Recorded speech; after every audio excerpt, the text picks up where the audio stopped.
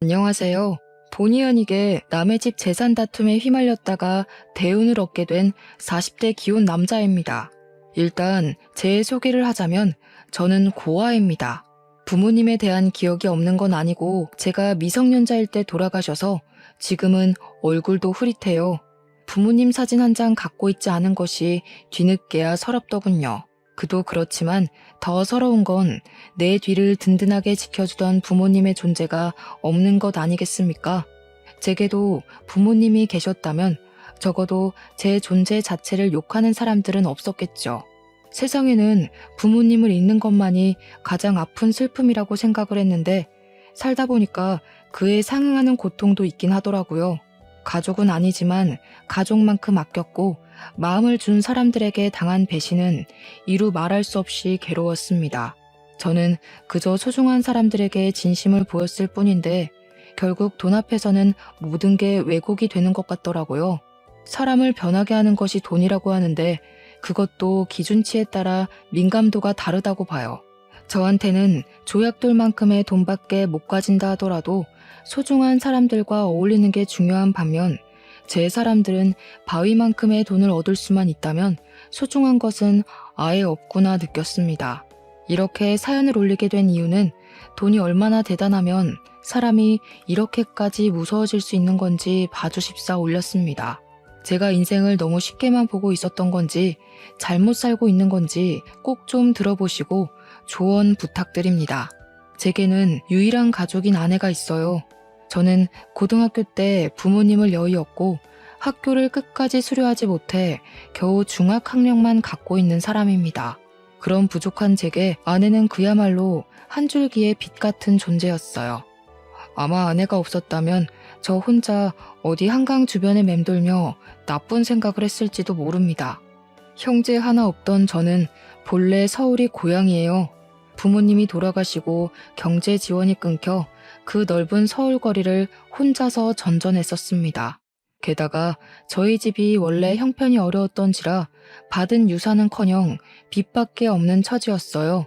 저는 졸지에 사회생활을 해보기도 전 빚이 생겨버렸고 슬픔을 감당할 여유도 없이 당장 돈벌이가 필요한 상태이기도 했어요. 그래서 찾아간 곳이 삼천포 동네 쥐포 공장이었습니다.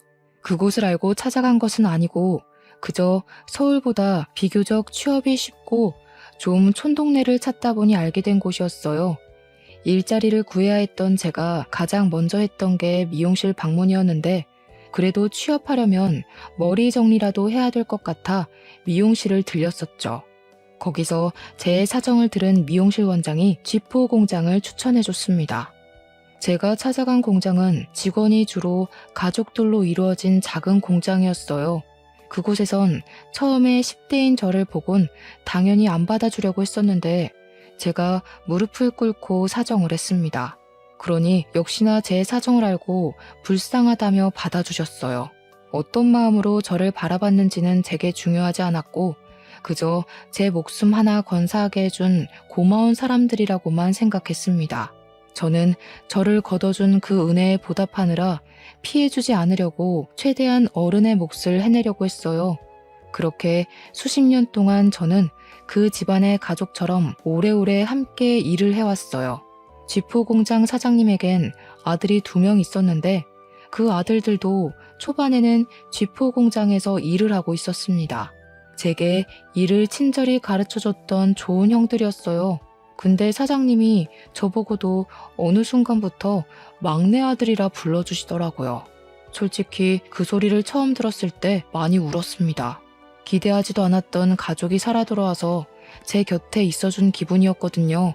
저는 당시 결혼 생각도 없었고 사장님과 사모님의 은혜가 그저 고마워서 그들을 모시고 쥐포 공장을 운영하는 게 좋았을 뿐인데 두 분께서 저를 너무 좋게 봐주셨습니다. 그들이 얼마나 마음 좋은 사람들이었냐면 빚이 한가득 있는 제 사정을 알고는 제 빚을 대신 갚아주셨어요. 당연히 제게 큰 돈을 빌려준 거라 생각하고 당시 저는 차근차근 갚아나가고 있었죠. 어쨌든 덕분에 저는 돈에 목숨 걸지 않고 마음 편히 생활을 할 수 있었어요. 그래서 더 사장님과 사모님을 하늘 같은 존재로 모시며 살았습니다. 제가 그곳에서 일을 한 지 10년 차가 되었을 무렵 공장은 제가 처음 왔을 때보다 규모가 살짝 더 커진 상태였어요. 그런데 두 형이 결혼을 하면서 서울로 가버리게 되었고 다른 친척들은 나이가 차서 한두 사람씩 빠져나가고 있는 상황이었죠. 그런 와중 사장님 밑에서 열심히 일하는 직원은 저밖에 없게 되었습니다. 그래서 원래 가족원만으로도 운영 가능했던 게 이젠 직원들이 대량 필요해졌고 그 시점에서 저는 사장님에게 고마운 제안을 받게 되었어요. 사장님이 저더러 사장직을 일임하겠다고 하더라고요. 너무 과분한 마음이라서 솔직히 처음에는 놀랐습니다. 한편으로는 큰형이랑 작은형도 있는데 친자식을 두고 제게 공장 대표 자리를 물려준다는 사장님의 발언이 저를 불편하게 만들기도 했어요. 큰아들이랑 작은아들은 이미 자기들 입에 풀칠하면서 잘만 사는데 뭐하러 공장을 오겠냐? 내가 어디 너 말고 믿고 맡길 사람이 있겠어? 그래도 아직 사장님 건강하시잖아요. 당장 쓰러지시는 것도 아닌데 제가 어떻게 공장을 받아요. 이런 건 은혜 받는 게 아니라 염치 없는 것 같단 말이에요. 나도 노후엔 여행 좀 다녀봐야지. 둘 있는 아들은 서울 가서 지네 가족들 챙기느라 부모는 들여다보지도 않고 있는데 하나밖에 없는 막내 아들 덕은 좀 봐야 하지 않겠어? 너도 내 아들 아니냐? 애비를 죽을 때까지 굴리고 싶은 거야? 사장님은 끝까지 제게 사장 자리를 넘겨주려고 했습니다.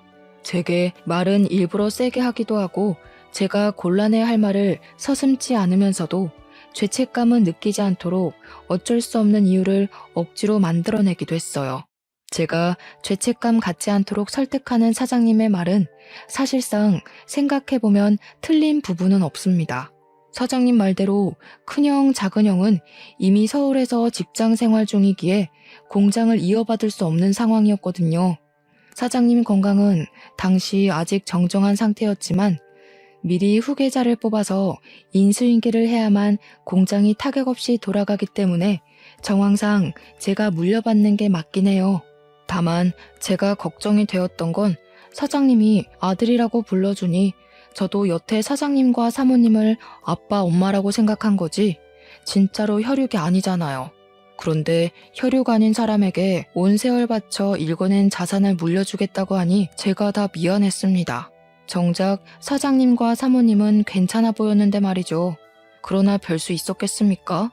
할 수 없이 제가 공장을 물려받았고 그 뒤로 저는 정말로 두 은인에게 더 잘하고자 효도를 하는 수밖에 없었어요.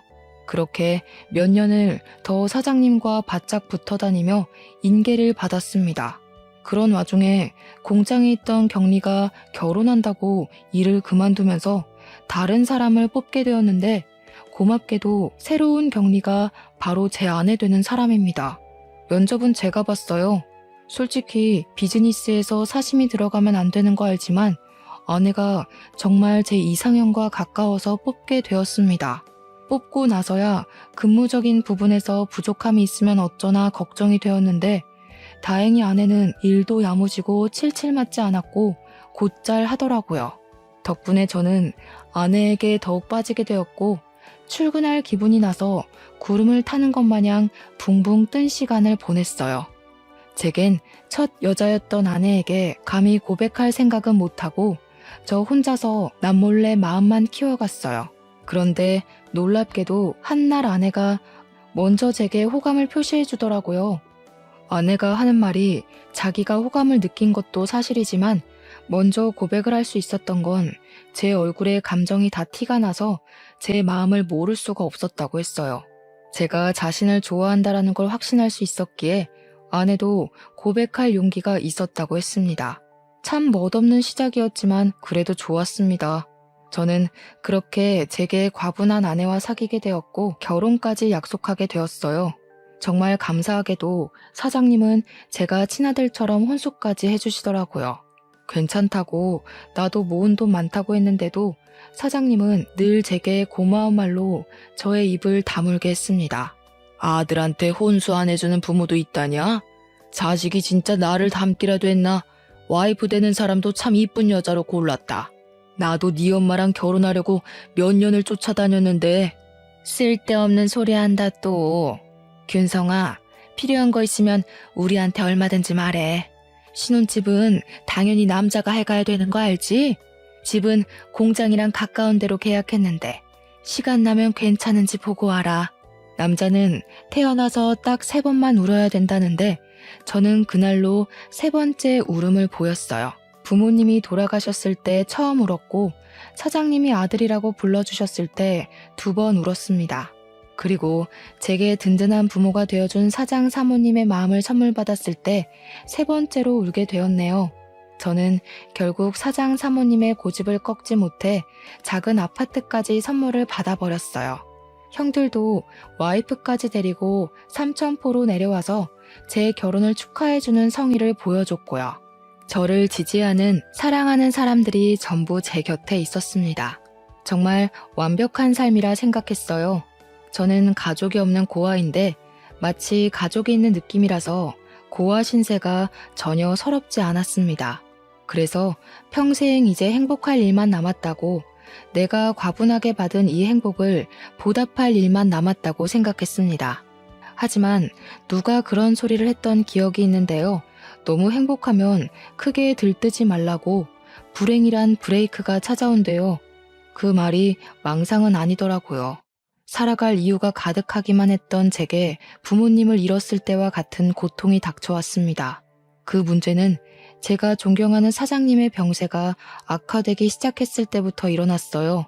사장님은 쥐도 새도 모르게 찾아온 암 때문에 발견 즉시 시한부 선고를 받았습니다. 그 때문에 사장님의 친아들 2명과 제가 병실에 한데 모인 적이 있었어요.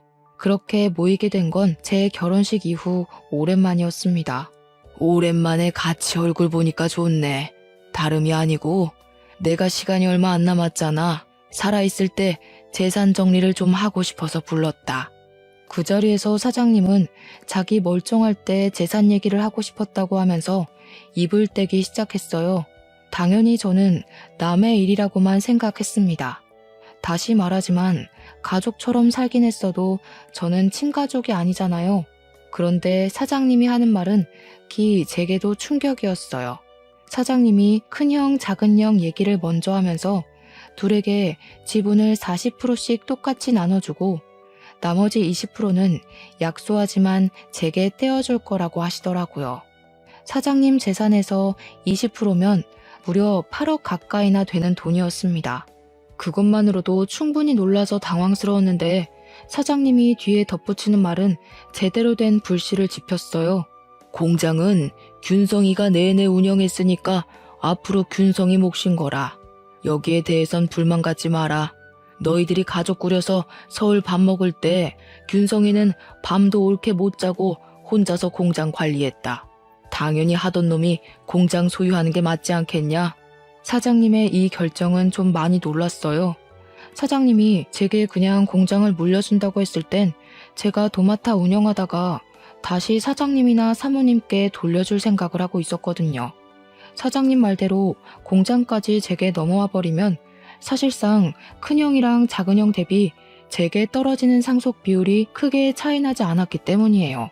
물론 당연히 감사한 일이지만 솔직히 면목이 없었습니다. 사장님의 결정을 뒤늦게 말렸지만 사장님 생각은 단호했습니다. 그렇잖아도 큰형이랑 작은형 표정이 안 좋더라고요. 그렇게 사장님과 저희는 불편한 면담을 끝내고 나란히 병원 밖을 나왔어요. 병원 입구를 나오자마자 큰형과 작은형이 차가운 목소리로 말하더라고요. 정말 처음 듣는 목소리였습니다. 가족 해줬더니 집안 돌아가는 꼴 참 우습다. 안 그래 균성아? 넌 좋겠어. 아무것도 없이 우리 가족 안에 들어왔다가 재산까지 받게 생겼으니까. 이 정도면 인생 역전 수준 아니냐? 고아가 억대 자산가가 됐네. 그러게 말이야. 아무리 그래도 친자식만큼 받아가는 건 좀 아니지 싶다. 어떻게 굴러들어온 돌이 박힌 돌을 빼려고 하냐? 우리 없는 사이에 아빠한테 얼마나 알랑방귀 낀 거야. 대단하다. 역시 2형은 재산 때문에 기분이 안 좋은 듯 했습니다. 그래서 저는 형님들에게 나는 아무것도 받지 않아도 된다고 사장님을 내가 설득해보겠다고 했더니 큰형이랑 작은형이 손사래를 치면서 그렇게 나오면 자기들이 나쁜 놈 되지 않냐고 그냥 받으라고 하더군요. 그렇게 떠나버린 형님들은 서울 잘 도착했냐는 제 문자를 대놓고 씹었습니다. 사랑하는 형제들과 사이가 틀어져 버린 것 같아 많이 속상했어요. 그 불편한 일이 찝찝하게 마무리된 것 치곤 굉장히 잠잠한 시간을 흘려보냈습니다. 그럼에도 저는 상속 문제 때문에 혼자 계속 마음이 편치 않았고 사장님 병간호를 병행하면서 사장님을 설득해 보기도 했어요. 그랬더니 형님들 말대로 사장님은 제게 형들이 뭐라고 쪼더냐 하면서 형님들을 안 좋게 생각하더라고요. 저는 관계가 더 멀어지는 것 같아 사장님에게 더는 말을 꺼낼 수 없었습니다.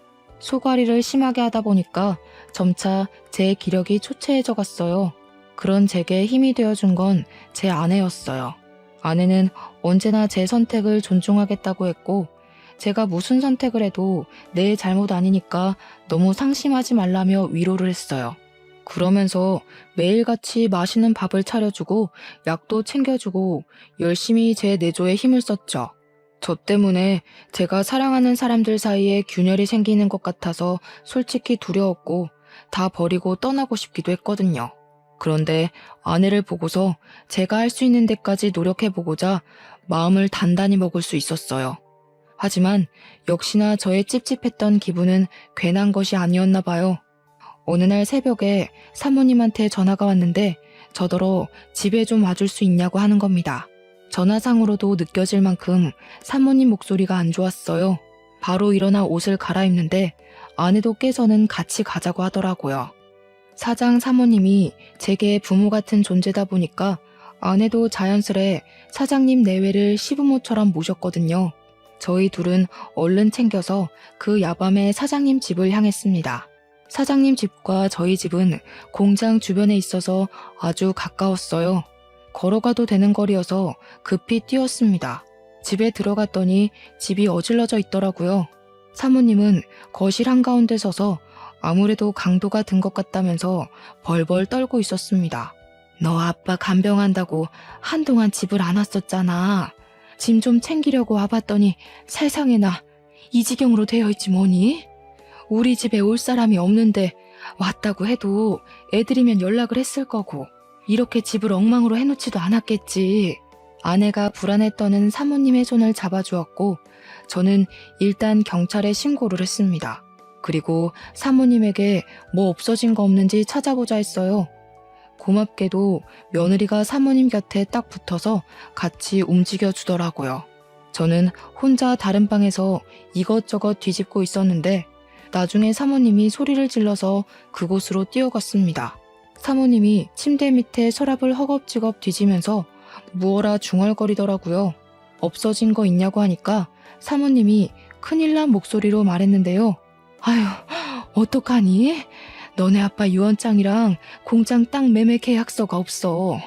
중요한 거라서 일부러 침대 밑에 넣어둔 건데 여기는 우리 식구들밖에 모르는 곳이거든. 이거 어쩌면 좋니? 응? 사모가 식구들만 아는 곳이라고 하는데 그 순간 속상하게도 촉이 딱 오더라고요. 큰형과 작은형이 가장 먼저 떠올랐어요. 정황상 따져보더라도 진짜 도둑이 아닌 이상 사장님이나 사모님, 형님들 중 범인이 있다는 건데 사장님이 자기 걸 도둑질했을 리는 없잖아요. 더군다나 사장님은 입원 상태라 외출이 불가한걸요. 그래서 저는 그 자리에서 바로 큰형과 작은형한테 전화를 넣었습니다. 나란히 부재 중이었어요. 저는 일단 우리 집으로 사모님을 모셨고 아내한테 사모님을 부탁한 뒤 그 새벽에 서울로 올라갔습니다. 큰형과 작은형 집 주소를 알고 있어서 둘을 찾아내는 건 어렵지 않았어요. 갔더니 둘이 아주 똑같은 반응이더라고요. 저를 아주 문전박대하면서 자기들은 모르는 일이라고 오히려 큰 소리를 쳤습니다. 형님들이 벌인 짓인지 아닌지는 경찰에 신고해서 알아보면 돼. 만약 형님들 짓이 맞으면 사장님한테 무릎 꿇고 용서 빌 준비나 하라고. 내가 이거 밝혀내서 사장님한테 다 말할 거야. 이렇게 돈에 눈 멀어서 부모님 속 썩일 거면 차라리 상속받지 마. 우리 다 아무것도 받지 말고 예전처럼 지내자고. 저는 선포 같지 않은 선포를 하면서 속상한 마음까지 토로하고 집으로 돌아왔습니다. 제가 뭐라고 형들에게 상속받지 말라 참견을 했는지 이해 안 되실 수도 있어요. 저도 제 존재가 이해 안 됐거든요. 그럼에도 형들한테 그렇게까지 오지랖을 부리고 싶었습니다. 그리고 저는 그때부터 불행의 중간 기로로 들어서요. 어느 날 제게 믿을 수 없는 일이 일어나고 마는데요. 공장 앞에 주차해놨던 제 차를 좀 빼달라고 누가 새벽에 전화를 한 날이었습니다. 한 번도 그런 연락을 받은 적이 없는데 그날 새벽에 모르는 번호로 그런 의문의 전화가 왔고 저 때문에 잠에서 깬 아내를 두고 잠깐 외출을 했어요. 공장 앞으로 나가 제 차 주변을 맴돌았는데도 사람은 보이지 않더라고요. 그래서 제게 걸려온 전화번호로 다시 연락을 해보았습니다. 그리고 그날의 기억은 여기까지가 마지막이었어요. 제가 한눈판 사이 웬 괴한이 제 머리를 둔기로 후려쳤거든요. 고통도 느껴지지 않을 만큼 머리가 울리면서 눈앞이 새하얘졌습니다. 쓰러진 줄도 몰랐던 저는 정신을 잃어가던 중에 순찰하던 경찰차 불빛을 봤어요. 그리고 그 불빛에 비친 괴한의 신발도 눈에 들어왔죠. 그렇게 더는 기력을 쓰지 못하고 혼절해 버렸습니다. 제가 다시금 정신을 차렸을 때는 병원이었어요. 제 옆에서 아내가 울고 있더라고요. 제가 일어난 걸 본 아내는 급히 의사를 데려왔고 의사가 소견을 말하길 급소를 피해서 맞았기 때문에 뇌진탕으로 무사히 넘길 수 있다고 했습니다. 그렇다고 다행일 순 없는 게 조금만 잘못 다쳤다면 그대로 즉사했을 정도로 위험했다고 하더라고요.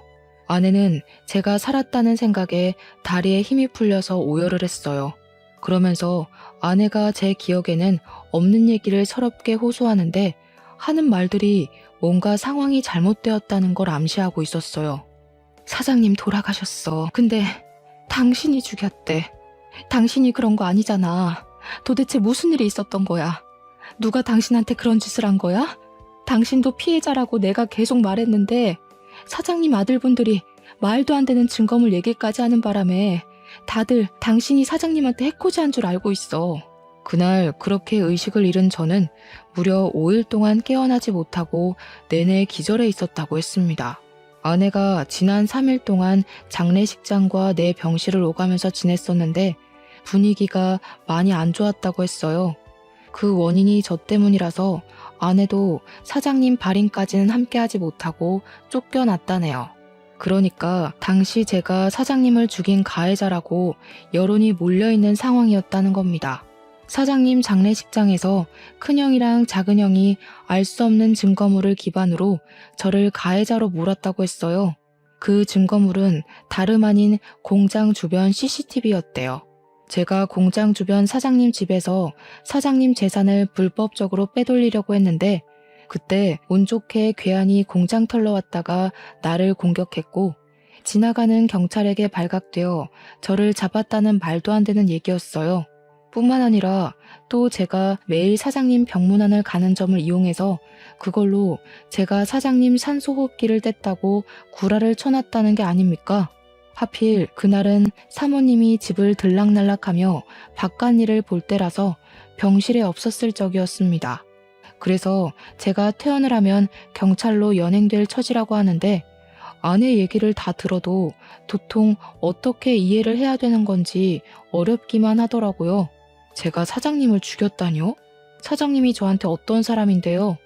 돌아가신 부모님 다음으로 제게 부모가 되어준 분이 아닙니까? 제가 사장님 대신 죽었으면 죽었지 절대 사장님께 그런 짓 못합니다. 대체 일이 왜 이렇게 됐나 곰곰이 생각하고 있는 와중 아내가 한마디 더 붙였는데요. 재산 상속이 아직 완벽하게 처리가 된 건 아니지만 제 몫이었던 재산은 일단 모조리 철수가 되었다고 하는 겁니다. 그 순간 더 묻고 따질 것도 없이 바로 큰형이랑 작은형이 생각나더라고요. 이 형들이 돈에 미쳐서 이젠 사람까지 해코지하려 드는구나 싶은 거 있죠. 막 나가는 형들을 이대로 두면 안 될 것 같았습니다. 저는 아내한테 폰을 달라고 했고 당장 사모님한테 전화를 걸었어요. 사모님이 계속 부재 중이더라고요. 아내 말로는 아마 사모님도 제게 큰 실망을 했을 거라고 하더군요. 공장 직원들한테까지 제 소문이 안 좋게 퍼져서 저는 이미 사장직에서 쫓겨난 상태이기까지 했습니다. 너무 기가 막혔습니다. 저 완전 짜고 치는 계획에 걸려든 거잖아요. 제대로 된 생각을 해야겠는데 머리를 굴릴수록 머리가 너무 아파서 도통 생각을 할 수가 없더라고요. 괴로웠습니다. 근데도 그 와중에 저를 믿고 보듬어주는 건 제 아내뿐이었어요. 아내는 제가 그럴 사람이 아니라는 걸 무조건 믿고 있었고 제가 이 상황을 잘 해결할 수 있도록 끊임없이 안정감을 주려고 노력했습니다. 그러면서 그냥 다 버리고 타지로 떠나자는 말을 하더라고요. 아내가 웬만하면 제가 하자는 결정대로 기다려줄 사람인데 그날 처음으로 먼저 의견을 내주었어요. 아내도 제가 남의 집구석에서 할퀴어지고 다치는 걸 보기가 힘들었나 봅니다. 저도 마음 같아선 아내 말대로 재산 다툼에서 빠져주고 싶었습니다. 하지만 제가 이렇게 떠나버리면 돌아가신 사장님한테 예의가 아니라는 생각이 들었어요. 사장님이 정말로 명줄이 다해서 돌아가신 게 아니라 누군가에게 피살된 거라면 그 진상을 밝혀야 되지 않겠습니까? 그게 수십 년 동안 아들도 아닌 남의 집 자식을 제 아들처럼 안고 키워주신 사장님에 대한 마지막 효도라고 생각했어요. 저는 몸을 움직일 수 있을 정도로만 회복을 하고 몰래 퇴원을 했습니다. 그리고는 경찰에게 연락 않고 몰래 공장을 찾았어요. 그러니 공장 직원들이 저를 보자마자 꺼지라고 물 뿌리고 침 뱉고 난리를 치더군요. 깜빵에 있어야 할 놈이 어떻게 밖을 싸돌아다니냐는 둥, 사장님이 나를 얼마나 아꼈는데 그런 파렴치한 욕심을 품냐는 둥, 저를 썩은 놈으로 보고 있었습니다. 저는 당연히 제 짓이 아니라고 해명했어요. 하지만 애초에 다들 제 말을 들어줄 생각이 없는 것 같더라고요. 빗자루까지 들고 와서 저를 패길래 저는 아내가 위험해질까봐 얼른 그 자리를 빠져나왔습니다. 그리고 그 다음엔 사장님 집을 찾아갔어요. 초인종을 눌렀더니 사모님의 다 죽어간 목소리가 저를 안 보고 싶다고 문전박대를 하시더군요. 저 혼자 왔으면 사모님이 끝까지 집에 안 들였을 텐데 옆에서 아내가 사모님에게 사정하며 설득해서 끝내 저희 둘 다 집안에 들어갈 수 있었습니다. 사모님 표정은 저를 원망하고 있기도 했고 배신감에 서글퍼 있기도 했어요. 저를 보자마자 눈물을 흘리며 공장 직원들이 그랬던 것처럼 저를 탓하더라고요.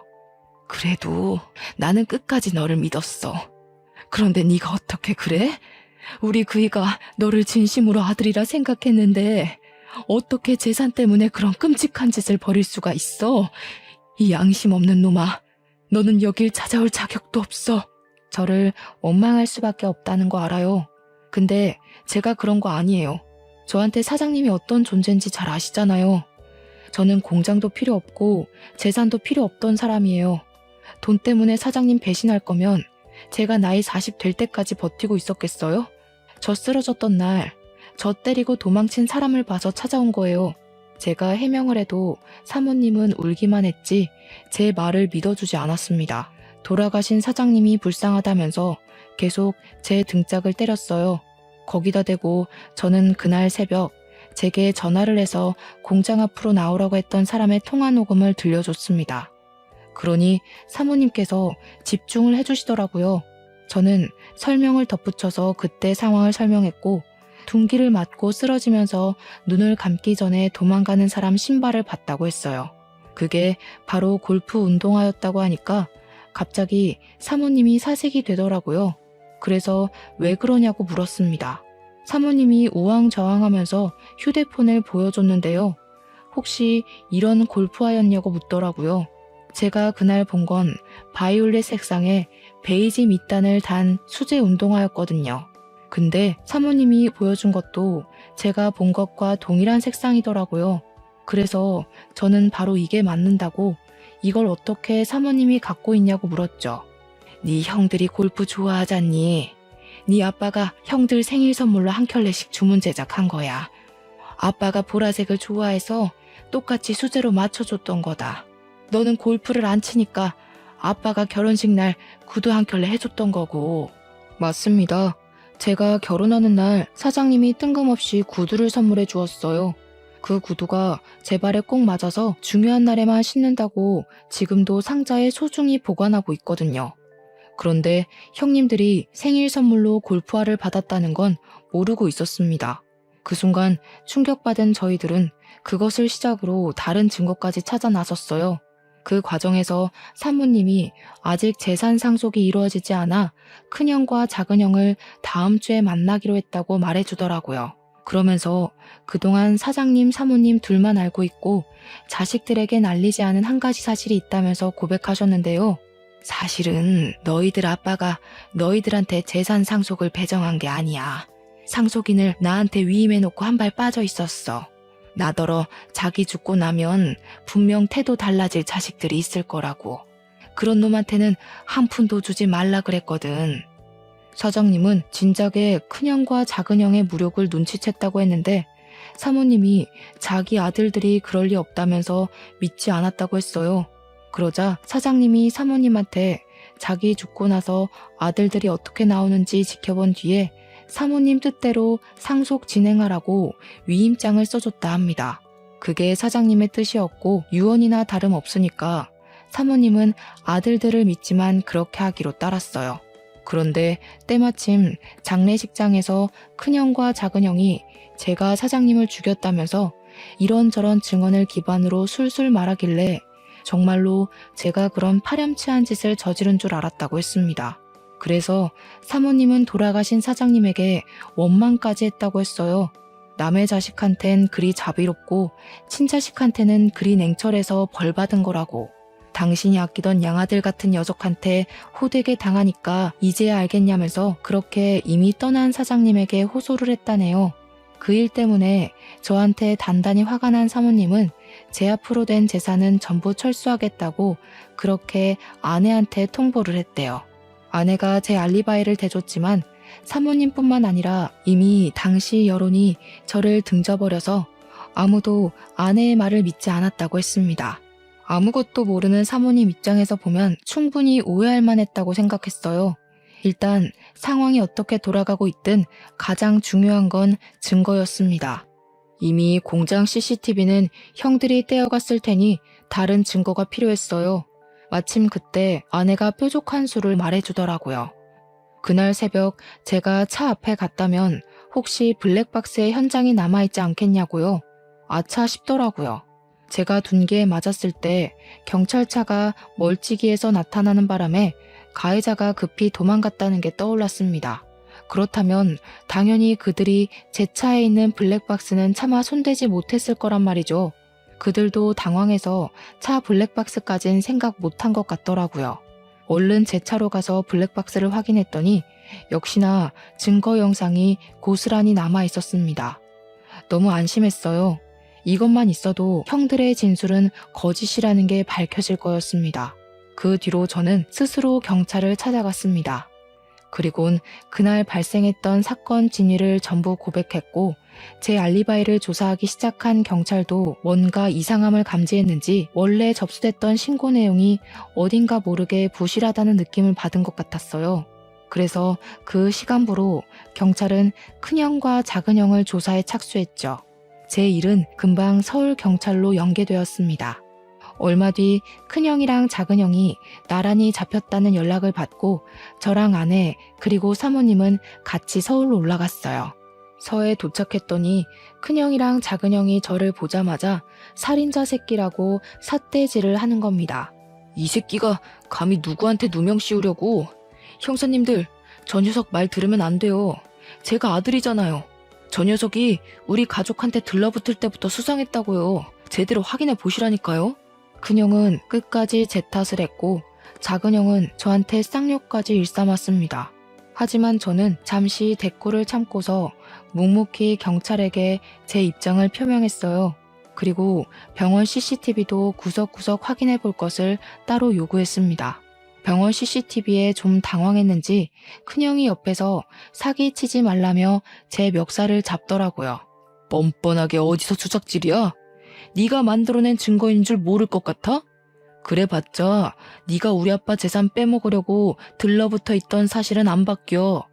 거지 새끼 걷어줬더니 자기가 진짜 친자라도 되는 줄 아나. 어디서 감히 우리 아빠 돈을 탐내? 겨우 이것밖에 안 되는 사람이라는 게 놀랍다. 돌아가신 사장님이 불쌍하네. 친자식이라고 둘씩이나 있는 아들들이 어떻게 지나가는 똥개만도 못할까? 그렇게 사장님 돈 독식하고 싶었어? 사장님 호흡기까지 손댈 만큼 돈에 미쳐 있었던 거야? 입 닫아. 네가 뭘 안다고 주제넘게 나불거려? 네가 아들이라고 해봤자 현실은 피 한 방울 안 섞인 고아 새끼 아냐. 네 부모가 죽기 전에 그리 유언 남기디? 남의 집에 빌붙어서 재산 빼먹고 살라고? 자꾸 사장님 돈이 형 돈인 것처럼 얘기하는데 그러는 피 섞인 형들은 고아 새끼인 나보다 못나서 재산 비율도 나랑 비슷하게 책정받은 거 아니야? 자기보다 잘난 사람한테 시기하는 건 우월감이 아니라 열등감이야. 형들 지금 열등감 덩어리 같아. 그때 더는 덤빌 말이 없었는지 큰형이 제게 손을 쓰려고 하더라고요. 나이 말고는 저보다 나은 게 없는 것 같은데 제가 그런 못난 사람한테 주먹을 왜 맞아주겠습니까? 당연히 형 주먹이 날아오르기 전 제가 먼저 박치기를 해서 큰형의 코피를 터뜨렸어요. 큰형 바로 저를 놓고 비명을 지르며 구부러지더라고요. 눈물이 찡 올라온 모습이었습니다. 형들이 날고 기어봤자 상속은 이미 사모님 몫이야. 날 제거할 게 아니라 사모님한테 효도를 했어야지. 그 정도 나이 먹고도 내가 하나하나 가르쳐줘야겠어? 무슨 소리야? 엄마 몫이라니. 아빠가 이미 우리한테 상속한다고 구두 약속했잖아. 유언장에도 그렇게 쓰여있다고 어디서 사기를 치려고 해? 바로 확인시켜줘? 유언장은 분명 의문의 강도에게 도난당했을 적이었습니다. 작은 형은 자기가 어떤 실수를 하고 있는지 모르고 있는 것 같더라고요. 신기하네. 유언장은 얼마 전 도둑 맞았는데 형 말은 꼭 그 유언장을 갖고 있다는 걸로 들린다. 뭘 조작해놨든 그 가짜 유언장이 뭔 소용이겠어. 이미 사장님이 사모님한테 상속인 위임했어. 사모님한테 위임장도 따로 있고. 아, 이렇게 말하면 너희들 엄마도 해코지한 뒤에 나한테 누명 씌울 건가? 큰형이랑 작은형은 계획이 틀어졌다는 것에 크게 당황하며 표정으로 드러냈습니다. 뭔가 잘못되고 있다는 걸 얼굴로 티냈어요. 그 와중에 병원 CCTV를 확인하러 갔던 경찰한테서 연락이 왔는데요. 영상에는 제가 먼저 병문안 다녀온 뒤 간호사들이 몇 번 왔다 갔다 했고 그 다음에 형들이 들락날락한 정황이 드러났는데 형들이 병실을 나가고 나서 수상쩍게 두리번거리는 것이 포착되었답니다. 그리곤 몇 분 뒤에 다시 병실로 들어간 간호사가 순간 급하게 뛰쳐나오더니 의사를 불러와서는 병실에 있는 사장님 침상을 끌고 임종실로 옮기는 게 드러났다네요. 형들 집을 압수수색한 경찰들도 형들 집에서 위조된 유언장과 절도한 땅 문서까지 발견했다고 했습니다. 빼도 박도 못하고 쉽게 발각된 증거들 때문에 큰형과 작은형은 더 이상 할 말을 잃고 좌절했어요. 그리곤 그제야 저와 사모님께 용서를 구하면서 악의는 없었다고 무릎을 꿇었습니다. 형들은 더 지체할 것 없이 그 자리에서 구속이 되었어요.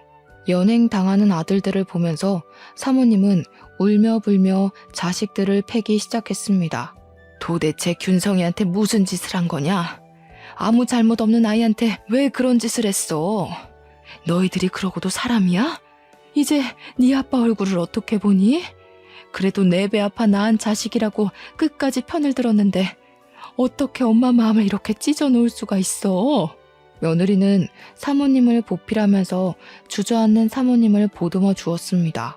형님들 둘은 아무 말 없이 고개만 숙인 채 형사가 가는 대로 멀어졌어요. 그리고 저희는 서울에서 내려오게 되었죠. 그 뒤로 들은 소식이 당연히 자기 아빠를 죽인 형들은 징역살이를 살게 되었는데요. 문서 위조에 절도죄까지 포함되어 형량이 제법 나왔어요. 사모님께서 출소한 아들을 맞이할 수 있을지도 모를 정도로 길었습니다. 한꺼번에 힘든 일을 겪은 사모님은 저희가 혼자 두기 걱정되어 저랑 아내가 사장님 집으로 이사를 갔습니다. 현재도 사모님을 모시고 살고 있어요. 저는 다시 공장 대표 자리를 찾았고요. 사모님이 제게 사장님 재산의 70%를 떼주었습니다.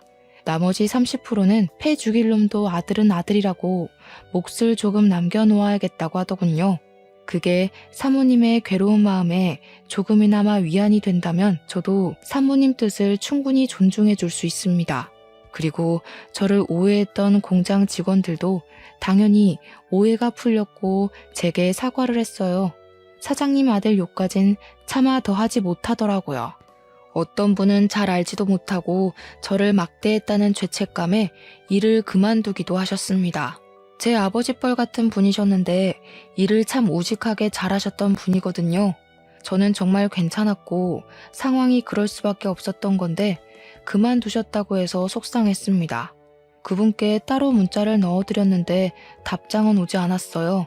그분께서 혹시 라디오 사연을 들으신다면 죄책감 가질 필요 없다고 그저 당신도 군중 심리에 이용당한 피해자가 아니냐고 위안의 말씀 올리고 싶네요. 다른 직원분들과의 관계는 더할 나위 없이 돈독해졌습니다. 아직은 다들 제게 죄책감을 갖고 있는 것이 눈에 보이지만 이마저도 관계 회복의 과정이라 생각하고 그들의 시도 때도 없는 사과를 자연스럽게 받아들이려고요. 이렇게 폭풍 같은 지옥이 지나고 나니 좋은 일들이 수두룩하게 찾아오는 것 같아요. 정말 기쁘게도 저희 부부에게 축복이 찾아왔어요. 저번 주에 제가 바빠서 아내랑 사모님이 같이 산부인과 가서 초음파 사진을 찍고 왔는데 아기가 아직 너무 콩알만해서 우리 아이인 게 실감나지 않더라고요. 아들일지 딸일지는 모르겠지만 우리 예쁜 아내를 닮았으면 좋겠다는 생각을 해요. 그리고 저 또한 내 자식으로 찾아와준 우리 축복이에게 부끄럽지 않은 아빠가 되도록 노력할 겁니다. 무엇보다 건강하고 가진 것에 감사하며 살 줄 아는 바람직한 아이로 키울 거예요. 너무 과분한 바람은 아니겠죠? 말을 하다 보니 덜컥 겁이 나서 제가 잘할 수 있을지 모르겠네요. 아이 기다리는 일이 원래 이렇게 긴장이 되는 건가요?